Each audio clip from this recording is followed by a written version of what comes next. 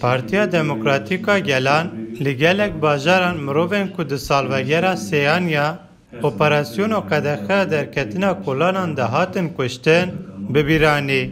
Navenda HDP İstanbulê jî li ser vê mijarê daxuyaniyekê çapemeniyê da. Hevserokên HDP û gelek rêveberên navçeyê jî beşdarî daxuyaniyê bûn. Di daxuyaniyê de hat gotin ku dewlet her dem xwestiye ku gelê Kurd bi jenosîta siyasî xilas bike. Her wiha di daxuyaniyê de hat diyarkirin ku zaxtên li ser HDP hîn berdewam dike. Hevseroka HDP İstanbulê Esen Güldemîr ji bo dengê Amerîka axivî û got, beriya hilbijartinên heremî tê xwestin ku HDP were kriminalize kirin. Partinin il binasının basılması, işte savcılık izni olmadan... Bê destûra dozgeriyê ketina avahiya partiyekî siyasî diş kanûniyê. Hêj şert û mercên rewşa avarte didome. Ango bi avayekî din hesanî dikarin bikevin avahiyên HDP. Tevî ku ev dij zagone. Sedema êrişên navendan tenê ji bo tepsandina gele.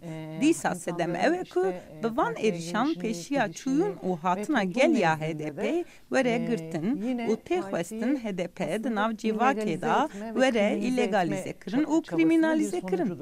Demîr bi taybetî serdegirtinên avahiyên HDP ji ber ku gel neyên partiya wan dibîne. Onların kapılarının yanına bile yanaşmayın. Hevserokê HDP İstanbulê Cengiz Çiçek ji got ku operasyonên dijî avahiyên HDP têne kirin bi sedemên bê bingehin û her wiha Çiçek got Partiya Dad û Pêşveçûnê AKP dixwaze di nav civakê de bihêviyekê ava bike. İktidara muhalefet yapan herkes onların gözünde terörist. Yani aslında biz Tê gotin ku xwenezî deriyê HDP jî nekin. Bi van rêbazan dixwazin bêjne gel, dibe her tişt bê serê we. Lê bêguman encaman nagirin. Zor destiyek zêde li ser mirovan heye, zext û zorî û tundutîjî hene û mirov tên binçavkirin.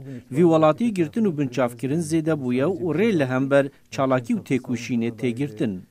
Cengiz di dawiya axaftina xwe de diyar kir ku HDP xwedî hêzek civakî ye û tevî hemî operasyonan jî HDP nayê xelas kirin. Membotanî, Dengê Amerîka, İstanbul.